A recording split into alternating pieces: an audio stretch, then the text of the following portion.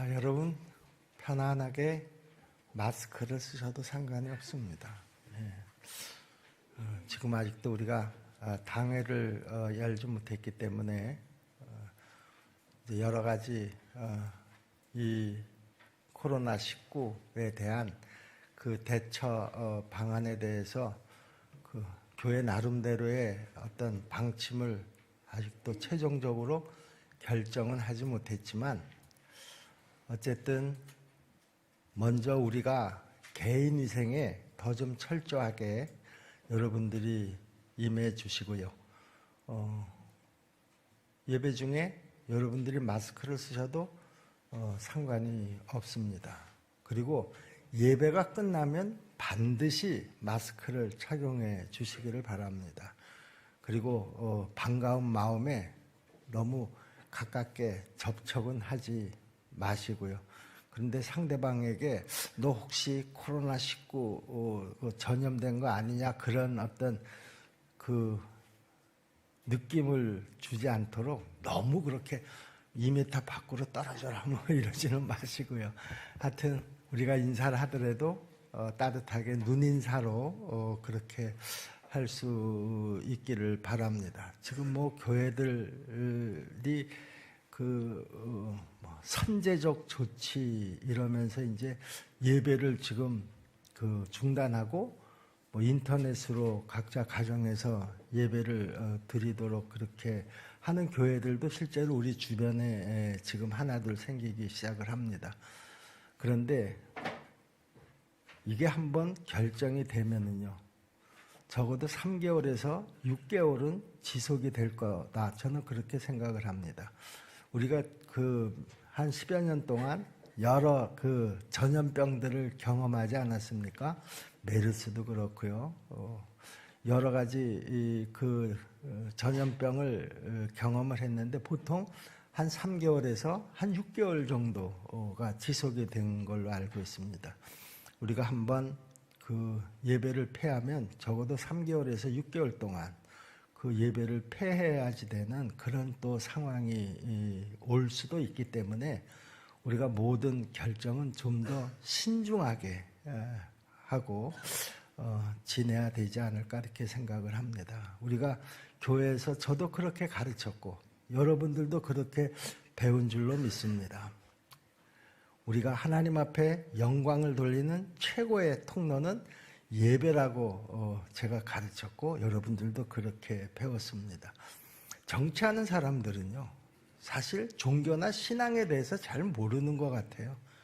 제일 쉽게 생각을 해서 그런지는 모르겠지만 지금 이 시점에서 교회에 예배를 좀 중단해 줬으면 좋겠다라고 하는 그런 취지로 뭐 어젠가 국무총리도 얘기를 하던데요. 만약에 그 정도의 상황이 온다고 하면 여기 교회 예배보다 더 위험한 요소들이 우리 주변에 차고 넘칩니다. 전철도 중단이 돼야 되고요. 뭐 직장, 뭐 몇백 명씩, 몇천 명씩 모여서 사물을 보고 일하는 그 공간들도 얼마든지 많습니다. 이게 또 말이 안 되는 게요. 이런 상황들을 뭐 굉장히 심각한 단계라고 얘기를 하면서 경제활동은 계속해서 해라. 이거는 말이 안 되는 거. 지금 경제활동이 뭐 얼마나 위축됐는지 모릅니다.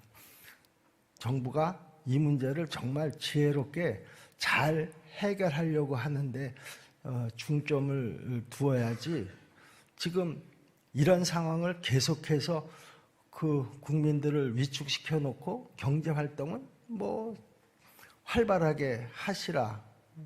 그런다고 해서 경제활동을 활발하게 할 사람이 어디에 있겠습니까? 다 오늘도 이렇게 보니까 알아서 걱정이 되는 사람들은 예배에 빠지셨고요. 또 여러분들도 여러분 가운데는 갈등을 하시면서 나오신 분들도 있으리라고 생각을 합니다. 저도 어제 밤에 거의 잠을 자지 못했습니다. 어떻게 이 상황을 판단을 해야 될 것인가? 하나님 저에게 정말 선한 분별력을 달라고 기도했습니다. 여러분들도 같이 기도해 주시기를 바라고요. 우리가 긴장을 하고 각자의 위생에 최선을 다하되 우리 너무 염려는 하지 마시기를 바랍니다.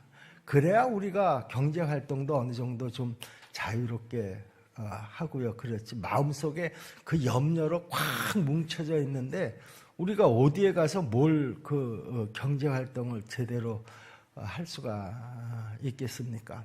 저희 교회도 지금 나름대로 계속 소독도 하고 여기 그 3층에 치과 병원이 있어서 우리가 소독제도 다 자체적으로 구입을 해서 여러분 예배 시작하기 전에 여러분이 손이 닿는 곳들은 다 이미 소독을 했습니다. 들어오실 때 여러분들이 소독제도 다 우리가 준비가 되어 있으니까 그 소독제를 한번 또 손 닦으시고 그리고 예배 중에 뭐 여러분들 다 마스크 하셔도 전혀 상관없습니다. 다시 말씀드리지만 예배가 끝나면 축도 끝나자마자 다 마스크 안 쓰시고 계셨던 분들은 꼭 다 쓰시고 그리고 인사들 하시고 그렇게 헤어질 수 있기를 바랍니다.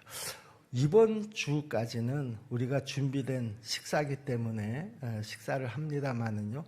이제 예배 후에 당회가 열려봐야 되겠지만 이 식사도 어떻게 할 것인가를 아마 우리 당회에서 결정을 하게 될 겁니다. 지속해서 할 건지 아니면 식사를 일단 중단을 할 건지 그것도 또 우리 당회에서 결정을 하고 여러분들에게 그 핸드폰으로 다 그 당회 결정 사항을 공지해 드리도록 할 테니까 여러분 너무 염려하지 마시기를 바랍니다. 제가 그 목양실에 들어와서 우리 교육자들도 얼굴이 굉장히 어두워 걱정들을 아주 하고 있는 것을 보고 우리 교육자들이라도 얼굴을 좀 피자. 우리가 더 걱정하는 것 같고 더 염려하는 것처럼 보이면 성도들은 더 염려하게 된다. 오늘 제가 새벽 기도를 끝나고 가는데 제 뒤에서 어떤 집사님이 이렇게 따라오다가 제 옆에 와서 그렇게 얘기를 하는 거예요. 목사님이 걸어가시는 모습을 뒤에서 보니까 아주 염려, 근심이 가득하게 걸어가더라는 거예요. 그래서 제가 그렇지 않다고 말로는 그랬지만 속으로는 들켰네.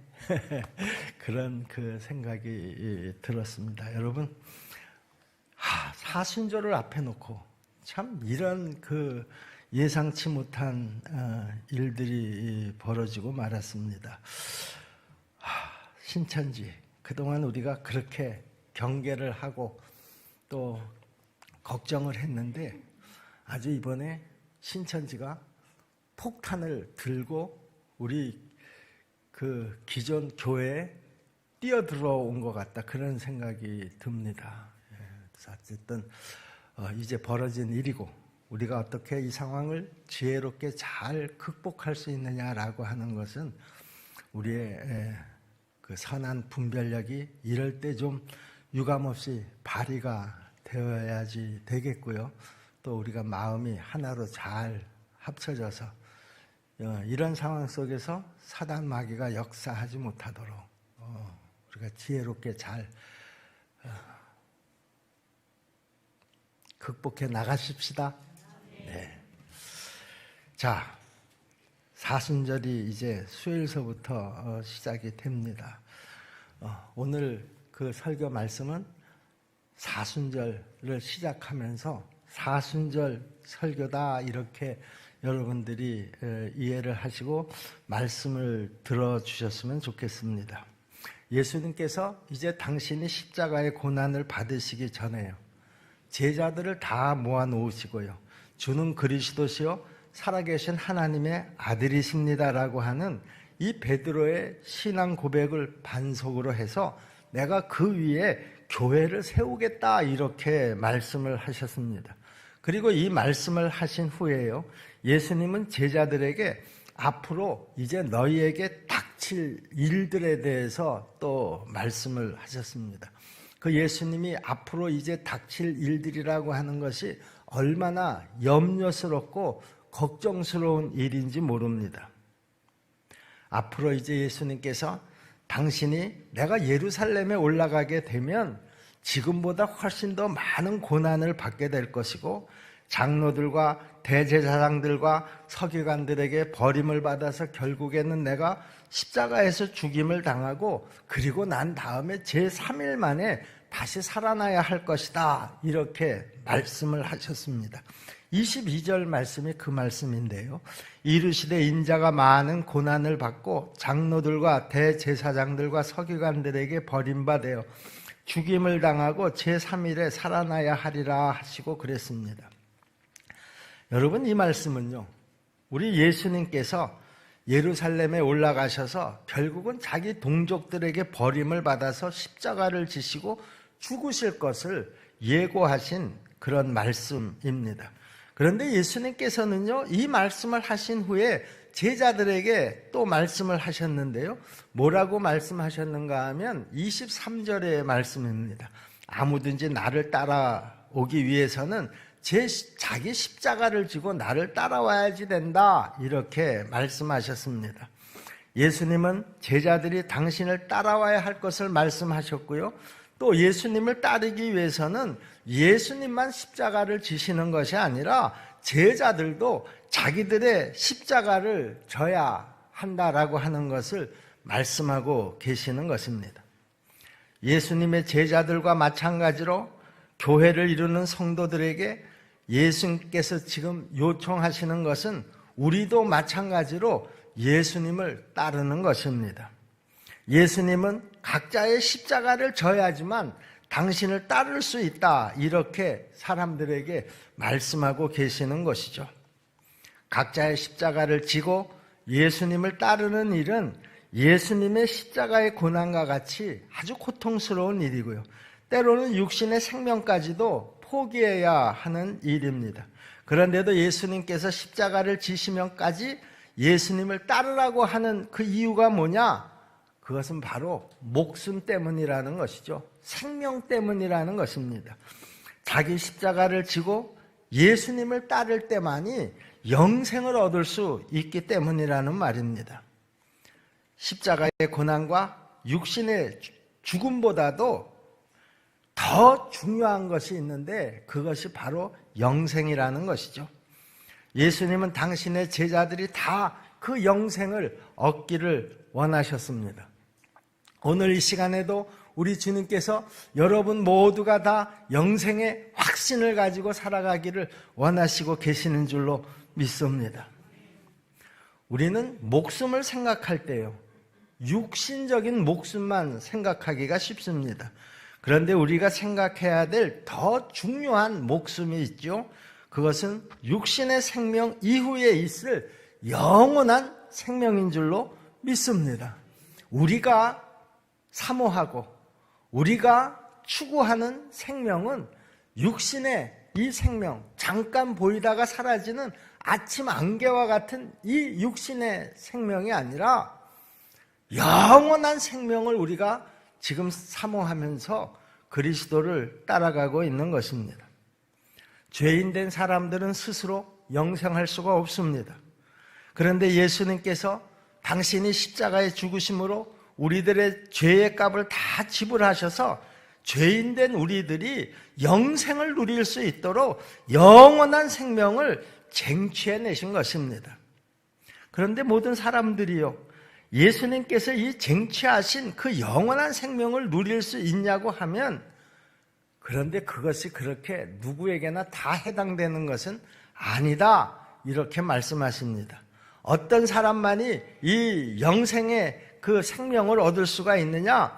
자기 십자가를 지고 예수님을 따르는 자만이 그 영생을 이룰 수가 있다, 이렇게 오늘 말씀에서 하고 계시는 것입니다.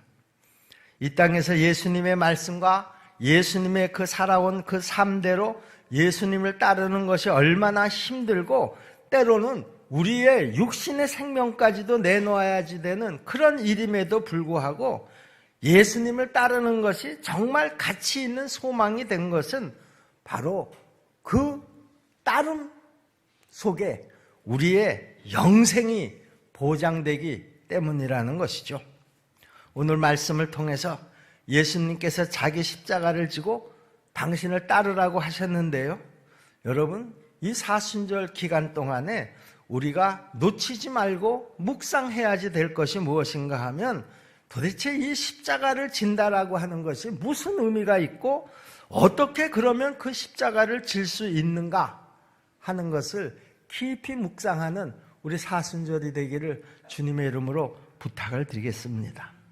자, 먼저 자기 십자가를 지고 예수님을 따르는 것은요, 나 자신을 회복하는 일이다 라고 하는 것입니다. 예수님께서 25절에 뭐라고 말씀합니까? 사람이 만일 온 천하를 얻고도 자기를 잃든지 빼앗기든지 하게 된다고 하면 그것이 무엇이 유익하겠냐? 이렇게 질문을 하십니다. 예수님은 온 천하를 얻고서도 자신을 잃어버리면 그것은 아무 유익이 없다, 이렇게 말씀하시는데요. 오늘날 세상 사람들은 어떻습니까? 나 자신을 잃어버리는 일이 있다고 하더라도 나는 온 천하를 얻어야 되겠다, 이런 생각을 일반적으로 많이 하고 있습니다. 세상 사람들은요, 온 천하를 얻는 것을 가장 자기 삶의 큰 유익이다, 이렇게 생각하면서 살아간다라고 하는 것이죠. 그런데 예수님께서는 이렇게 말씀하십니다. 그런데 네가 추구하는 그 세상의 것을 다 얻는다고 하더라도 그 순간에 너 자신을 잃어버리게 된다고 하면 네가 얻은 그 모든 것들이 너한테 무슨 유익이 있겠느냐 하는 말씀이죠. 예수님은 세상의 온 천하를 얻는 것보다 더 중요한 것이 자기 자신을 잃어버리지 않는 일이다, 이렇게 말씀하시고 계시는 것입니다. 여러분, 마태복음 4장에 나오는 그 예수님과 마귀의 질문과 대답이 나오는 거 여러분 다 잘 아시죠? 예수님께서 광야에 나가셔서 이 마귀들에게 시험을 당하셨던 그런 일입니다. 마귀가 예수님을 아주 높은 산으로 데리고 올라갑니다. 그리고 온 천하만국을 다 보여주면서 또 그 영광을 보여주면서 이렇게 제안을 했죠. 만일 내게 엎드려서 네가 경배하면 내가 이 모든 것을 너에게 주겠다. 여러분, 온 천하를 얻는 일이 아주 대단한 일처럼 생각이 되지만은요, 예수님께서는 그때 마귀에게 뭐라고 말씀하셨습니까? 사단아, 물러가라. 기록되었을 때 주 너희 하나님께 경배하고 다만 그를 섬기라 하였느니라. 예수님은 온 천하를 주겠다고 마귀가 유혹을 했지만은요, 당신은 온 천하를 얻는 것보다 나 자신을 잃어버리지 않는 것이 더 가치 있는 일이다 라고 하는 것을 분명하게 보여주셨습니다. 천하를 얻기 위해서 마귀에게 경배하는 것이 아니라 온 천하를 얻지 못한다고 할지라도 하나님을 경배하는 것이 하나님의 아들로서 자기 자신을 지키는 일이다 라고 하신 것입니다.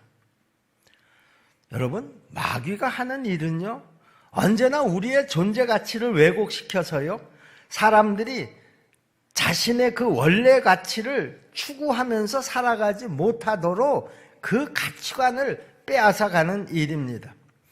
마귀는 우리의 원래의 모습을 상실하도록 언제나 그렇게 유혹을 하죠. 에덴 동산에서도 마귀는 아담과 하와를 그렇게 유혹을 했습니다. 하나님을 경배하면서 살아가야 하는 아담과 하와에게 접근을 해서요, 너희가 선악과를 따먹으면 너희가 하나님처럼 될 것이다, 이렇게 유혹을 하면서요, 아담과 하와가 지음받은 원래의 모습을 빼앗으려고 했던 것입니다. 오늘날에도 마귀는 사람들에게 온 천하를 주겠다고 유혹을 해서요, 하나님이 아니라 세상 부귀영화를 따라가면서 살고 궁극적으로는 마귀를 따라가도록 그렇게 만들어 버렸습니다. 사람들은 세상에 있는 많은 것을 얻었는지 모르겠지만 정작 자기 자신은 누구인지도 제대로 알지 못하고 그런 모습으로 살아가는 사람들이 얼마나 많은지 모릅니다. 사람이 살아가는 목표가 세상에서 돈을 많이 벌고 사회적으로 높은 지위에서 편하게 사는 것을 그 이상으로 해서 살아가고 있습니다. 세상 사람들은 그렇게 살아가는 사람들을 향해서 복을 받았다 이렇게 생각하면서 부러워하는 것도 사실입니다. 어느덧 사람들은 물질의 노예가 되었고요. 허무한 것을 추구하면서 살아가는 그야말로 허무한 존재가 되어버린 것입니다.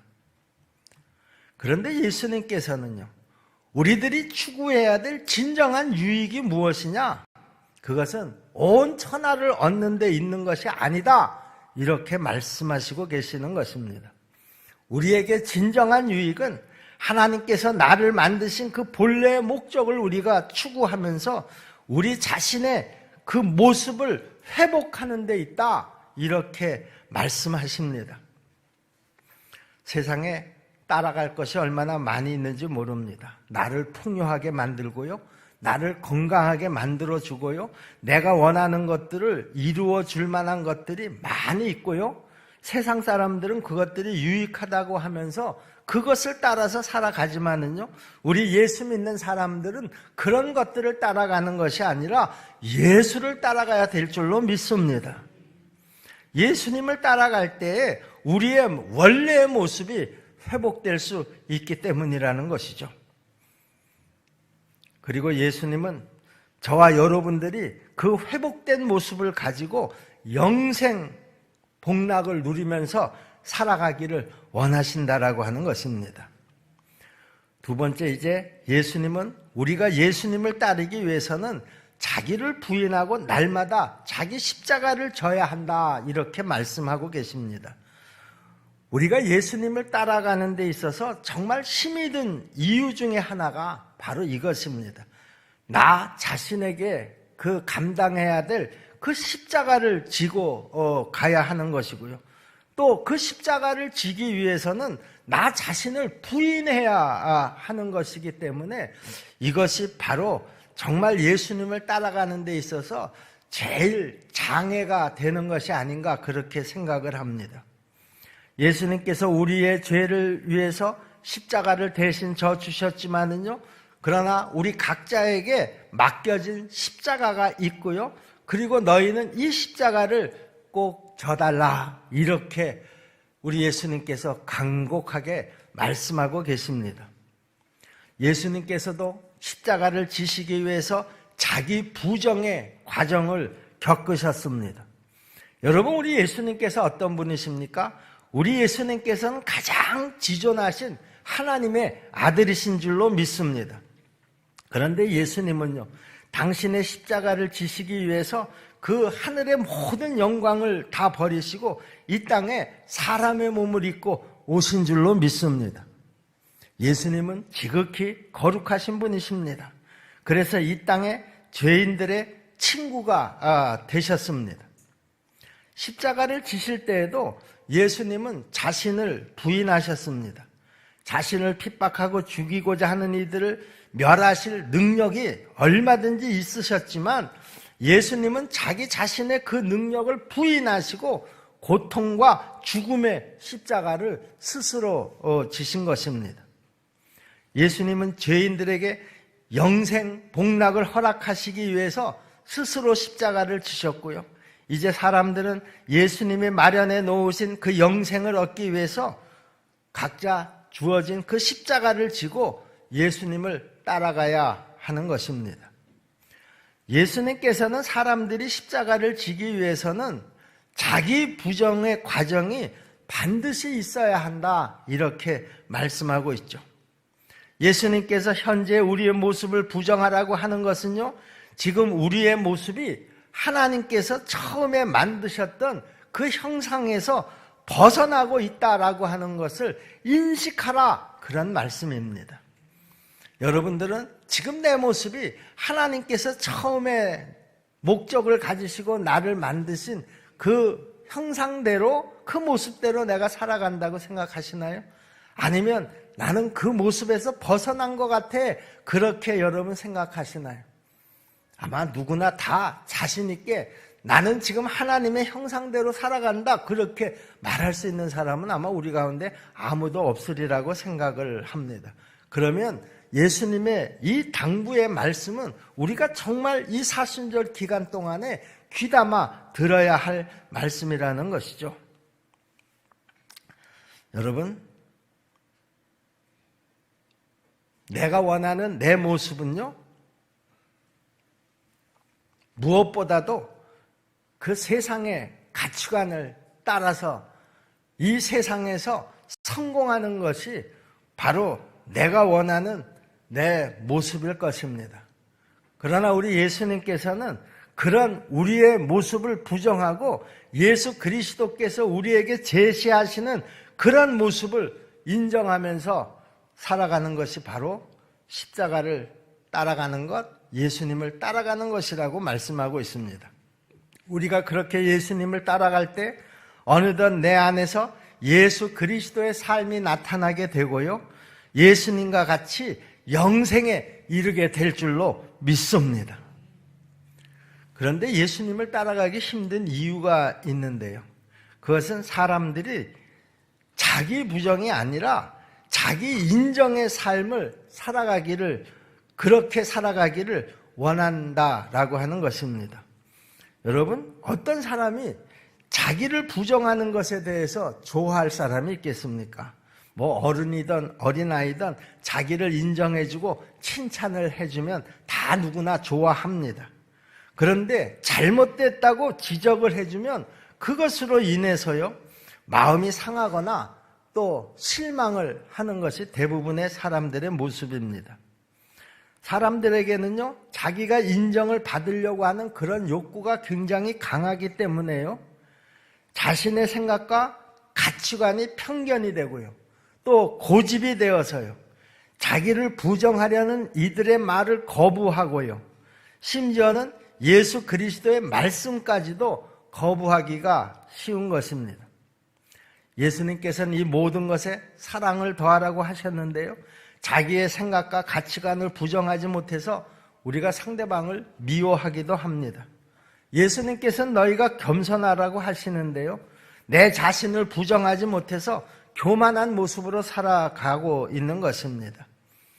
내 자신을 부정하지 못하는 사람은요, 예수님을 제대로 따라가지 못하게 되고요, 오랜 시간 내가 예수를 믿었다고 하더라도 똑같은 자리에서 변화와 성장이 전혀 없는 정체된 삶을 살아갈 수밖에 없다라고 하는 것이죠.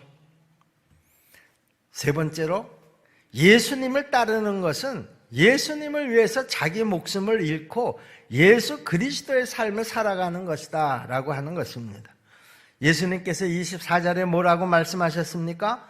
누구든지 제 목숨을 구원하고자 하면 잃을 것이요, 누구든지 나를 위하여 제 목숨을 잃으면 구원하리라, 이렇게 말씀하셨습니다. 사람들의 관심은요, 자기 목숨을 잃지 않고 유지하는 일입니다. 그런데 예수님은 자기 목숨을 구원하고자 하면 도리어 영생을 못 얻게 되고요, 도리어 예수님을 위해서 자기 목숨을 잃을 때에 너희가 영생을 얻고 구원을 받는다, 이렇게 말씀을 하셨습니다. 무슨 말입니까? 예수님을 위해서 지금의 내 목숨을 잃는다라고 하는 것은 예수님을 위해서 꼭 순교를 각오해야 한다, 그런 말이 아니라요, 예수님을 위해서 이제 내 삶을 그리스도를 위해서 살아가겠습니다라고 하는 것이고요, 그것이 바로 곧 구원받는 자의 삶이라는 것이죠. 그런데 내가 내 생명을 바쳐야 되는 예수님도 자신의 목숨을 잃으셨습니다. 누구를 위해서 죽으셨습니까? 바로 저와 여러분들을 위해서 죽으신 줄로 믿습니다. 예수님의 삶은요, 다른 이들을 위해서 자신을 버리신 일이고요, 우리도 다른 이들을 위해서 목숨을 버리며 예수님을 따라가는 삶을 살아갈 때 예수님을 위해서 목숨을 내놓는 그런 삶을 살아가게 되는 것이다, 그런 말이죠. 예수님의 말씀을 따라서 자기를 부인하고 살아가는 것이 정말 고귀한 삶임에도 불구하고 세상 사람들이 보기에는 그것이 굉장히 어리석어 보일 수도 있겠습니다. 그래서 예수 그리스도를 따르는 것이 부끄럽게 여겨지고 주저되기도 하지만은요, 예수님께서는 우리가 그런 상황 속에서도 담대하게 살아가기를 원하시고 계시는 것이죠. 예수님께서 26절에 이렇게 말씀하셨습니다. 누구든지 나와 내 말을 부끄러워하면 인자도 자기와 아버지와 거룩한 천사들의 영광으로 올 때에 그 사람을 부끄러워하리라, 이렇게 말씀하셨습니다. 예수님이 십자가를 지실 때에도 사람들은 십자가에 달린 예수 그리스도를 보면서 조롱을 했습니다. 그러나 주님의 말씀대로 살아가는 것을 부끄러워하는 것이 아니라 그것은 도리어 영광스러운 일이라는 것이죠. 죄인된 사람이 거룩하신 예수님을 닮아가는 일이고요, 2000년 전 예수님의 삶을 오늘날 이 땅에 재현하는 아주 고귀한 일이라는 것이죠. 우리 십정동교회 성도 여러분, 예수님은 여러분을 그리스도시요 살아계신 하나님의 아들입니다, 이렇게 고백하는 자들에게요, 자기 십자가를 지고 나를 따라오너라, 이렇게 오늘 요청하고 계십니다. 예수님을 따르는 것은 바로 우리가 영생을 얻기 위한 것이라는 거죠. 영생을 얻는 것이 우리 인생에서 가장 유익한 일이라는 말입니다. 세상 사람들은 자기 자신을 부하게 만들고 강하게 만드는 것들을 따라서 살아가는 것을 자기에게 유익한 일이다, 이렇게 생각을 합니다. 예수님을 믿는다고 하면서도요, 세상 사람들과 똑같이 우리가 세상의 부귀와 영화를 위해서 믿는다고 하면은요, 그것은 아예 처음서부터 잘못된 목적을 가지고 예수님을 따르려고 하는 것입니다. 예수님은 죄인된 사람들에게 영생을 주시기 위해서 십자가에 달려 돌아가셨고요, 이제 사람들이 그 영생을 얻기 위해서 자기 십자가를 지고 나를 따르라, 이렇게 말씀하고 계십니다. 예수님은 예수님을 따르기 위해서 자기 부정의 십자가를 날마다 져라, 이렇게 말씀하고 계시는 것이죠. 예수님을 따라가기 위해서는 자기를 부정하는 것, 이것은 바로 예수님을 인정하는 믿음의 행위라는 것입니다. 그리고 십자가를 지고 예수님을 따름으로써 우리는 우리 자신의 원래의 모습을 회복하게 될 줄로 믿습니다. 천하를 다 얻고서도 세상에 있는 것들을 소유하면서 살아가고자 나 자신을 상실하고 살아가는 사람들이 참 많이 있다고 그렇게 말씀을 드렸습니다. 그런데 예수님을 따르기 위해서는요, 내 자신도 부인하고요, 예수님을 위해서는요, 목숨을 걸 각오를 하면서 살아감으로써 우리는 예수 그리스도의 모습을 닮아가게 될 것이고, 하나님께서 나를 창조하신 원래의 모습으로 회복되어 가는 것을 여러분 믿으시기를 바랍니다. 간절히 제가 원하기는요, 이 사순절 기간 동안에 날마다 우리가 나 자신을 부인하고 우리가 예수님을 따름으로써 예수님께서 주시는 그 영생의 생명력을 체험하는 기간이 되기를 주님의 이름으로 축복합니다. 또 각자 맡겨진 그 십자가를 짐으로써 예수 그리스도를 이 땅에 재현하는 삶, 그리고 다른 이들을 살리는 주님의 삶을 살아갈 수 있기를 다시 한번 축복합니다. 기도하겠습니다. 은혜로우신 아버지 하나님, 우리에게 2020년 사순절의 그 기간을 허락해 주셔서 감사합니다. 은혜로우신 아버지 하나님, 이 사순절 기간 동안에 예수를 따라가는 것이 무엇인지를 다시 한번 깊이 묵상하는 기간이 될 수 있도록 도와주시옵시고, 그 십자가를 따르는 삶 속에서 우리가 체험할 수 있는 것들을 다 체험할 수 있도록 도와주시옵소서. 이 사순절 기간 동안에 우리의 믿음이 더 장성해 갈 수 있도록 도와주시옵시고, 또 그 믿음의 삶을 살아갈 수 있도록 인도하여 주시옵소서. 예수님의 이름으로 믿고 기도하옵나이다. 아멘.